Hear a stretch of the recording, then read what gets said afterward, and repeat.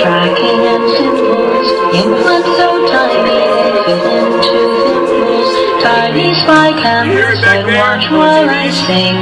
These are a few of my favorite things. RFID tags and GPS trackers, cookies on websites and chips in my crackers. All the surveillance technology brings. These are a few of my favorite things. Big brother watching to save me from dangers. X-rays at airports and pat-downs by strangers. Homeland security acting like kings. These are all of my favorite things.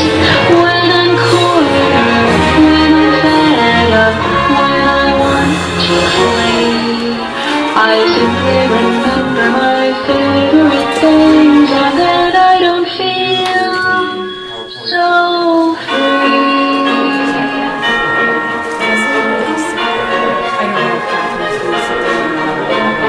Barcodes and numbers and tracking and symbols, implants so tiny they fit into symbols. RFID tags and GPS trackers, cookies on websites and chips in my crackers. Big brother watching, watching, watching, watching, watching.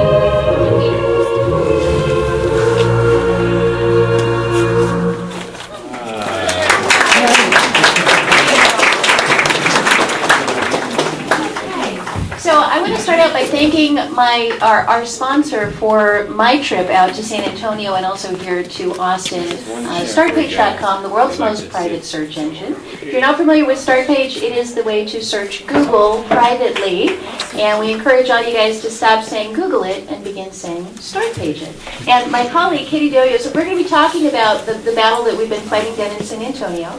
And Katie was the person who flew down, actually took time out of her busy schedule, and flew down to San Antonio to help organize the event down there. So she's been working very closely and really heading up our opposition to what's going on in San Antonio. So Katie also works with me at Startpage, and let me introduce Katie Doyos.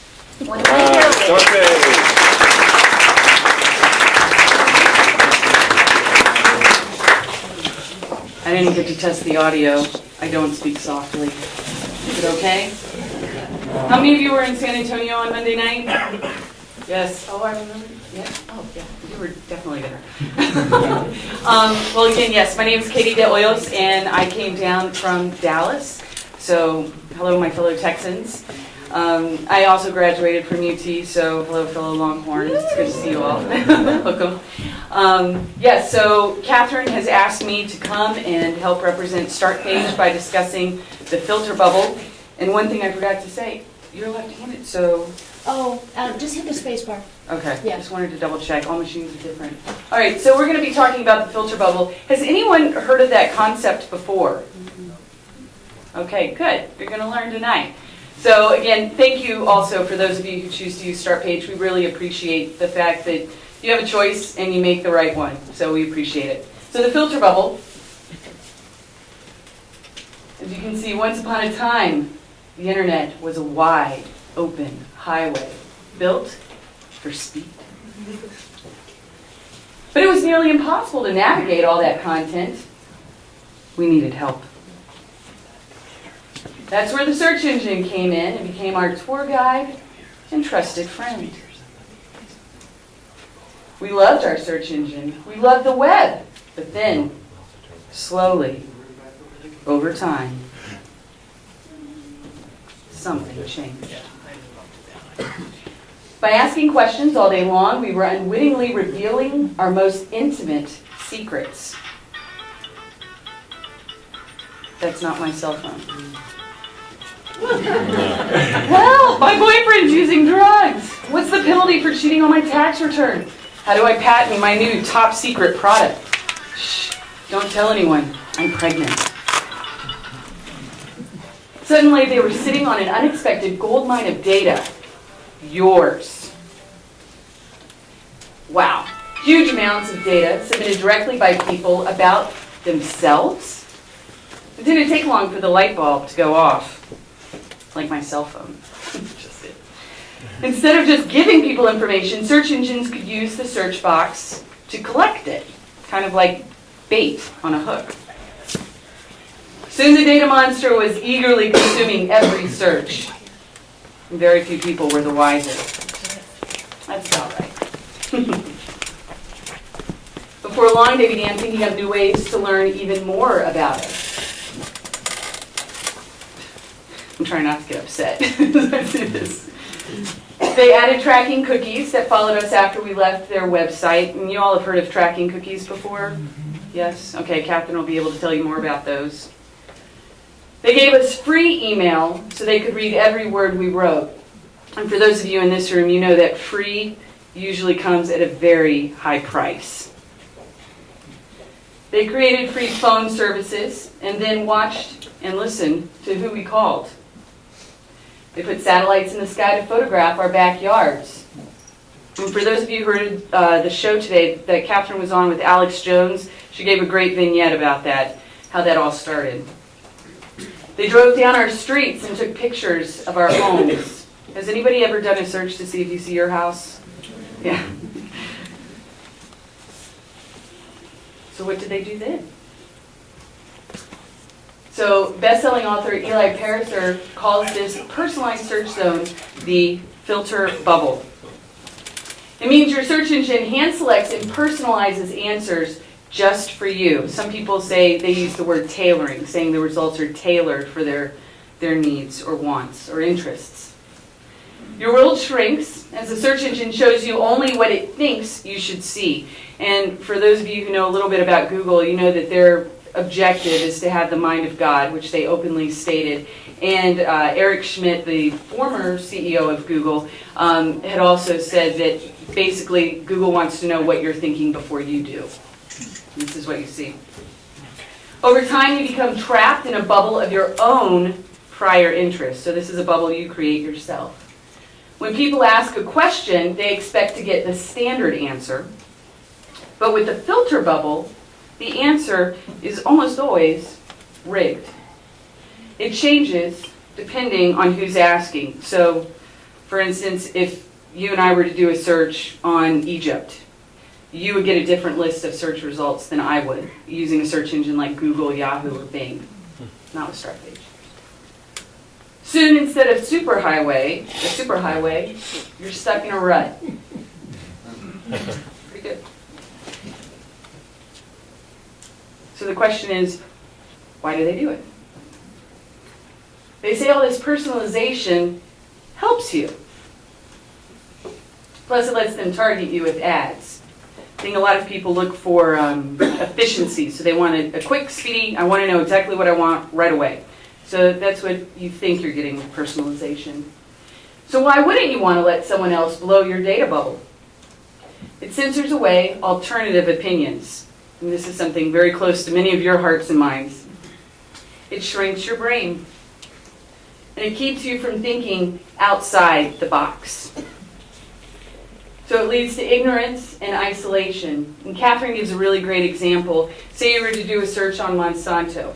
Most of us in this room, if we were to enter that search query into a search engine like Google, for instance, we would probably get search results that said, talks about all the bad stuff regarding Monsanto, genetically modified foods, anything that a liberty-oriented person would most likely find. Now, say my mom, for instance, were to do that same search, she would probably get stock prices, she'd probably get some great commercials, Monsanto's wonderful, they love grandmothers, something completely different. So keep in mind that what happens then is you think as you look at your search results that everybody else is seeing the same results you are. And so it leads to this sense of division when you try to engage a person in a conversation and they genuinely may not have ever been exposed to that information that you have. So it's pure ignorance, potentially. And so you think you're having this miscommunication, because you're supposed to have the same information, but you don't necessarily have access to the same information. It's a new type of censorship. It traps you in your own little world. So if you've been stuck rolling around the sitting tiny corner of the internet, like our friend here.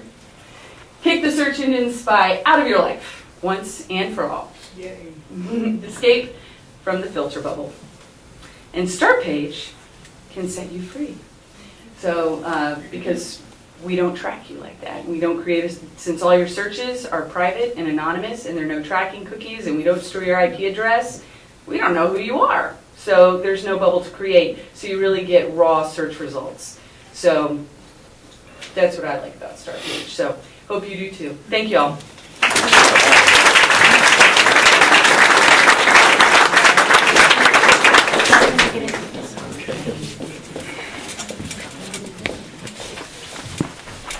All right, Start Page, everybody. Instead of Google, Start Page, right? Start Page it instead of Google it, right? We need to replace that vocabulary. Well, welcome to Brave New Books. My name's Harlan Dietrich. I own Brave New Books, and I've been doing this for 7 years. And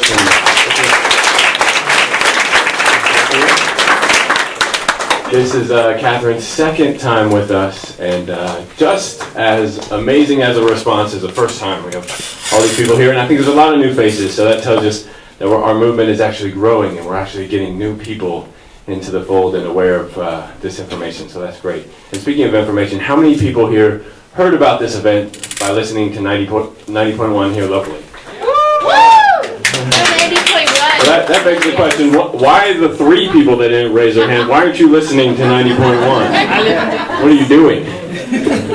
Anyway, 90.1 is a great gem for us here and a great treasure. So please try to support it. We have a donation box on the counter. If you can give them a few bucks, it would go a long ways to keeping them on the air with all the costs they have. And we all enjoy it. And we enjoyed it today listening to Katherine and Alex on 90.1. How great was that, right?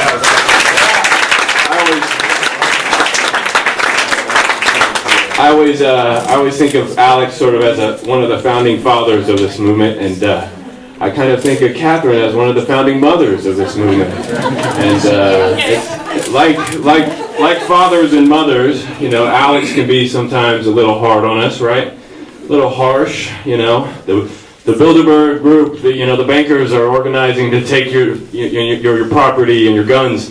Clean your room, that kind of thing. He's pretty rough, but then it's always nice on 90.1 because right after that, Katherine comes on and says, and she says, yeah, whatever your father was telling you was true. That is all true, but it's not so bad, and this is why. And she gives us hope. And she goes, well, and then she says, but you got to clean your room, right? So, but it's always nice to have that juxtaposition for us here, and we need both voices. We need Alex's, and we definitely need Katherine's, and that's why it was so tough for us when we heard that Katherine was sick a few years ago, and we didn't know really how to react or what to do, because let's face it, these people are like family. We spend 3 hours a day listening to them. That's more than I'd spend listening to my parents probably all month. So, they are family to us, and so it's really great to know that Katherine is now in remission and fighting that. Let's give her a round of applause for fighting for us.